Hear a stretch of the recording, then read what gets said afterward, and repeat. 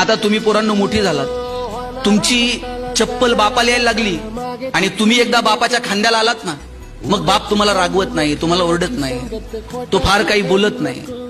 कारण बापाला माहित असतं पोरगा आता खांद्याला आलाय, आता बोलून उपयोग नाही. पण बापाची तुमच्याकडनं अपेक्षा आहे, तुम्ही इंजिनिअरिंगला ऍडमिशन घेतलं, हॉस्टेलला राहताय, बापाला वाटत असतंय की पोरगा आता इंजिनिअरिंग पास आउट होईल, आता कुठेतरी नोकरीला लागेल, माझा भार थोडासा हलका होईल. छोट्या छोट्या अपेक्षा आहेत वडिलांच्या तुमच्याकडनं. त्यांना अपेक्षा नाही की तुम्ही कोट्यवधी रुपये कमवावेत आणि माझ्या समोर आणून ठेवावेत. वडिलांची अपेक्षा पोरांनी त्यांच्या पायावर उभं राहावं, त्यांचं जगणं समृद्ध करावं. बापाची अपेक्षा असते पोरांना आपलं नाव पुसावं. कोणत्या अर्थानं पुसावं? आतापर्यंत तुमची ओळख काय? अमुक अमुक यांचा मुलगा. वडिलांची अपेक्षा आहे एक दिवस असा आला पाहिजे, अमुक अमुक साहेब आहेत ना, त्यांचे वडील आहेत बरं काय, इथपर्यंत ओळख आली पाहिजे.